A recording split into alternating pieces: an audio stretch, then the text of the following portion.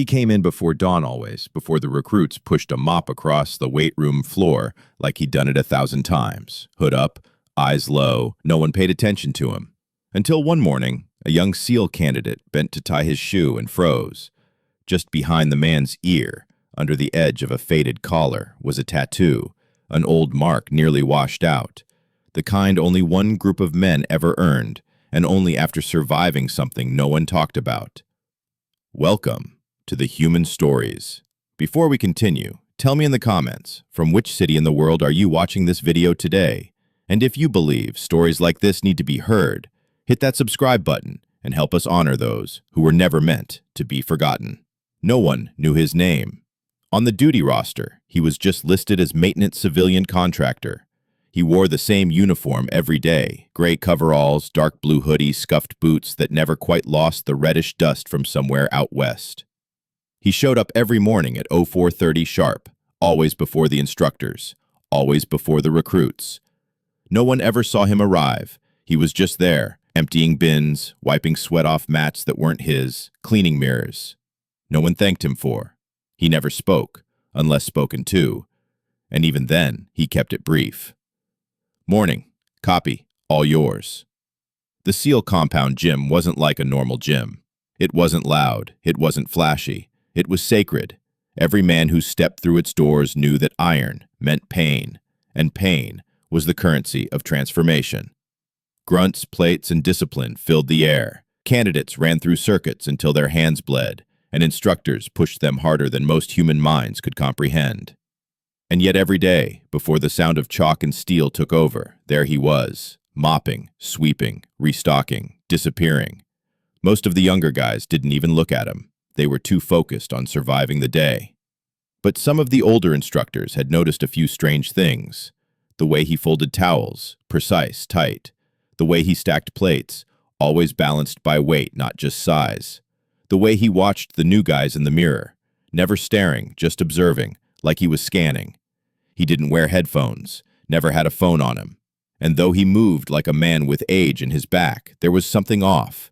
His knees didn't crack when he crouched, his hands didn't shake, and when he picked up a 45-pound bar to move it from one rack to another, he did it with a grip that hadn't softened in decades.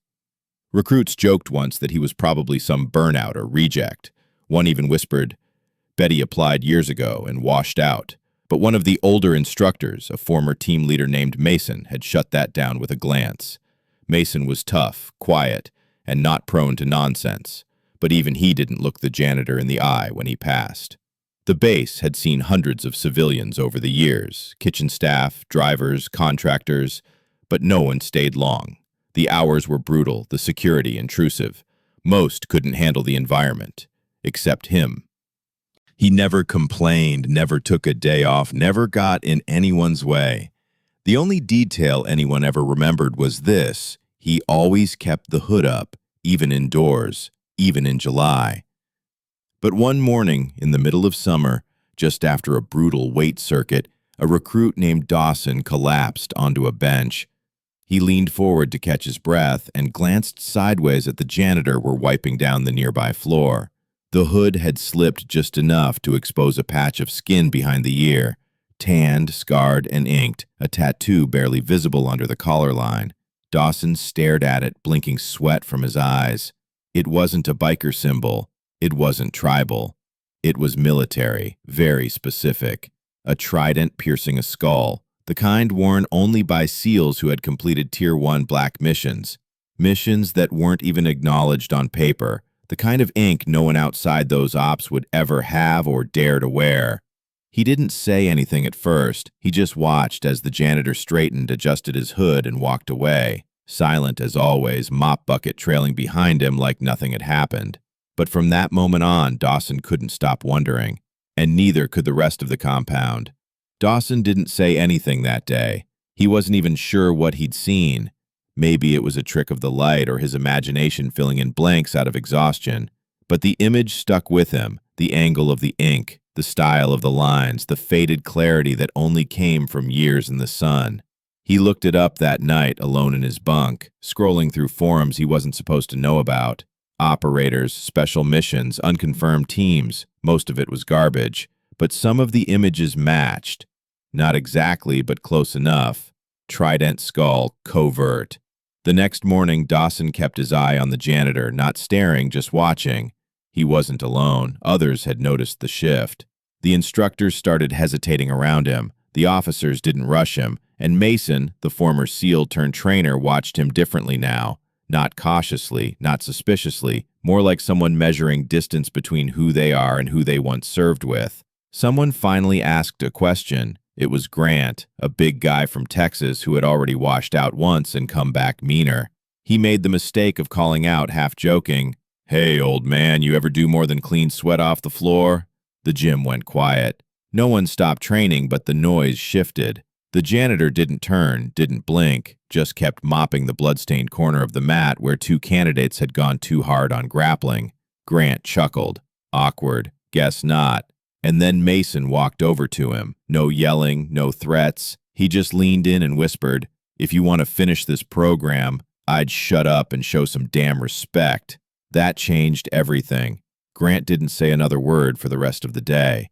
Word spread quickly after that. Quietly, some started calling him the Ghost. Others just referred to him as Sir without knowing why.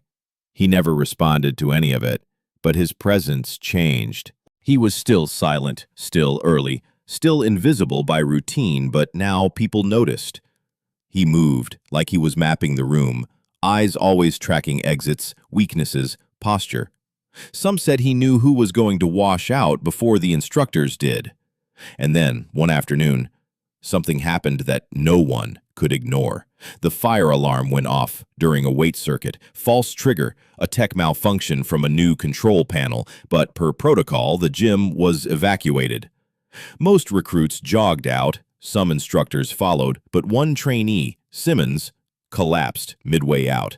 An old knee injury, worsened by dehydration, locked up completely. Two guys went back in, but froze near the entrance, as smoke from the faulty wires began to cloud the hallway. It wasn't dangerous yet, but it would have taken a medic team at least 5 minutes to respond. It took the janitor 30 seconds. He walked straight into the smoke. No hesitation, no gear, just a towel wrapped around his mouth. He carried Simmons out on his back. Not a drag, not a struggle. A clean, perfect fireman's carry. One arm locking the leg behind the knee, the other across the shoulder, controlling the balance like he'd rehearsed it for years. Simmons was 215 pounds. The janitor didn't grunt once. When he emerged, eyes red but steady, he laid Simmons gently on the mat and stepped back without a word. The fire chief arrived moments later. They cleared the building, all safe, all fine. No one talked about it. No official report mentioned his name, but everyone saw it. The precision, the calm, the reflex, and later that evening, as Dawson walked past the janitor's cart, he noticed something new. A small patch sewn inside the front pocket, barely visible. Black thread on black fabric. Letters faded but clear if you looked close enough. ST6, SEAL Team 6. The kind of unit that doesn't confirm its members. The kind that doesn't leave paper trails.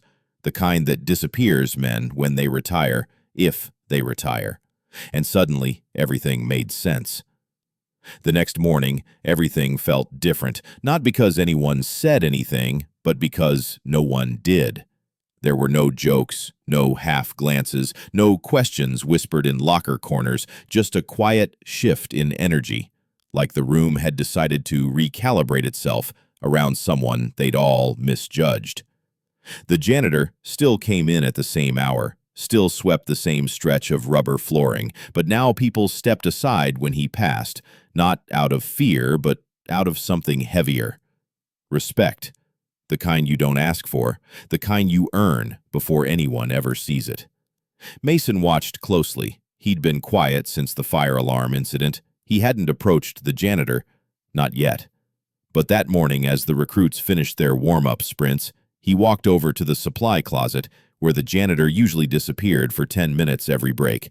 He knocked once, opened the door, and stepped inside. The janitor was sitting on an overturned bucket, drinking black coffee from a dented thermos. He looked up, slowly, I was in Kandahar '07 to '08. You were in that unit, weren't you? The janitor didn't answer. Mason nodded once, like that silence was all the confirmation he needed. There was a story, he continued. A black site outside, Helmand rescue op, zero intel, no air support. 2 men went in, only 1 came out. They said the one who made it back carried the other half a mile under fire, stitched his own leg with a combat knife and disappeared before the debrief. No name, just gone.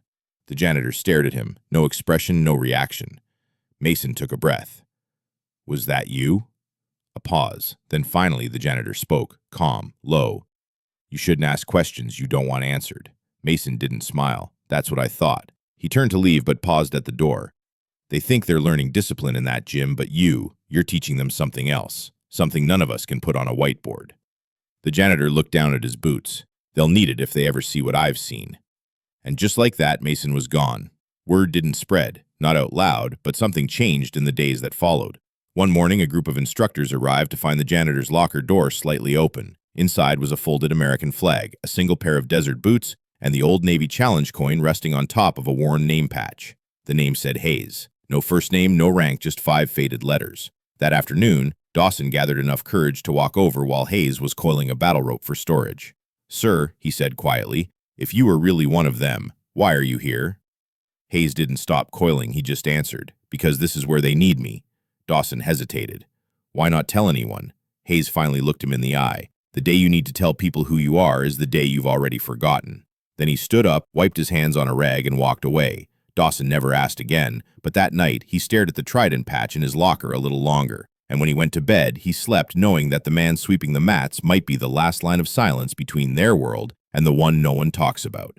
From that day forward, no one called him the janitor anymore, not out loud. He was still listed that way in the roster, still punched in on the civilian time card, still signed every equipment request with a name no one dared repeat without lowering their voice. But around the compound, in the minds of every recruit and instructor who had caught even a glimpse of the tattoo on his neck or the silence in his stare, he was something else entirely. Hayes became part of the air, a quiet presence who moved through the gym like a ghost with purpose, never demanding anything, never interfering, but somehow always watching. Recruits began training harder when he was around. They stopped complaining about cold showers, about sore knees, about not making the cut. No one told them to, they just did, because in the presence of a man who had nothing to prove and everything to carry, their excuses died quietly. One night, after lights out, Dawson pulled aside one of the new candidates and said, "If you ever see him, watching, you don't try to impress him. Just don't screw up." The kid didn't understand yet, but he would. Mason, meanwhile, never brought it up again. Not in briefings, not in reports. He didn't need to. Once, during a break between sessions, he left a folded note inside Hayes' supply cart. No signature, just 3 words. "You're still serving." Hayes never mentioned it, but the next morning the battle ropes were coiled tighter than usual, and the squat racks had already been disinfected before anyone arrived. The compound's senior staff never formally acknowledged what they suspected. No background check had turned up a military record. No Navy file matched the man with that face. But those who knew how special operations really worked understood that the most effective warriors were often the ones who didn't leave paperwork behind. One afternoon, a visiting commander from Coronado recognized him. He was walking past the open gym doors when he stopped, stared, then whispered to Mason, "You have no idea who that is, do you?" Mason replied without looking, "No, but I know exactly what he is." The commander didn't ask more, he just nodded and walked away. The gym kept running. Recruits kept sweating. Instructors kept shouting. But every so often, when someone dropped a barbell without control or slammed a locker door too loudly or spoke out of turn, Hayes would appear in the corner of their eye, just a second too early, just enough to make them sit up straighter. And sometimes, in the rare quiet moments before sunrise, he'd stop beside the mirror, lower his hood, and look at the face staring back. The tattoo on his neck, once hidden, now faded with time and sweat, still spoke louder than any salute ever could. He never told anyone his story. He never revealed his rank, his missions, or the names of the men who didn't come home. He just kept mopping the mats, coiling the ropes, scrubbing the blood from the tiles, until every recruit who passed through that gym understood that legends don't always stand on podiums. Sometimes they push mop buckets at 4 a.m. silently, making sure that the next generation knows exactly what it means to serve. He never wore a uniform, never gave orders, never asked for thanks. He simply showed up, early, quiet, unnoticed, and did the work no one else thought mattered. But behind that mop and beneath that hood was a story no one could imagine, and a past that still stood watch over a place built for the strongest. Because sometimes the men who've seen the worst don't tell you what they did, they show you how to carry it. So now, I ask you, have you ever crossed paths with someone like him? Someone the world overlooked? Until a detail, a gesture, a glance, revealed the weight they were silently carrying. Share their name in the comments. Tell us what they taught you, because here, on The Human Stories, we honor the ones who don't ask for recognition, only for respect. Thank you for watching. If this story moved you, share it. Subscribe. Help us keep alive the quiet power of those who never stopped serving even when the world stopped watching. And next time you pass by someone sweeping a floor, look closer. That week, everything changed. 2 days after the tattoo was spotted, something happened that no training manual could have prepared them for. It was early morning, just after warm-up drills. The gym lights flickered, then dimmed. An alarm, not the usual drill tone, but a deep, pulsing evacuation siren, cut through the air. A gas leak from the water heater system in the south wing triggered an emergency shutdown. The recruits were instructed to exit immediately. In the scramble, one cadet, Simmons, twisted his ankle coming down the stairs. 2 others tried to help, but the smoke was thick now, and visibility was near zero. That's when he stepped through it. The janitor. No gas mask, no hesitation. He wrapped a towel around his mouth, picked Simmons up in a clean fireman's carry, and moved through the haze like it was second nature. No panic, no stumble, just execution. Outside, as medics swarmed, the instructors just watched, and for the first time, they didn't shout. Later in the locker room, Dawson sat with a towel around his neck, staring at the ground. That guy, he said to no one in particular, he didn't even flinch. One of the older instructors, Mason, replied without looking up, because he's flinched before and survived it. That night, Dawson did something he'd never done. He stayed late, waited by the mop closet. And when the man finally came out, he stood and asked, "Why are you still here?" The janitor paused, looked down the hallway, then met Dawson's eyes. "Because this is where they need me." He said nothing more, just walked past as silently as ever. The next morning, someone had left a folded note on the janitor's cart. No name, just 3 words, handwritten in sharp block letters. You still serve. From that day on, no one called him the janitor, not out loud. And when his name was needed, it was said softer, slower. Hayes. And though he never wore a uniform, never gave a speech, never demanded respect, they gave it. Not because of what he did that day, but because of what he didn't need to prove anymore. He never raised his voice, but they all stood straighter when he passed.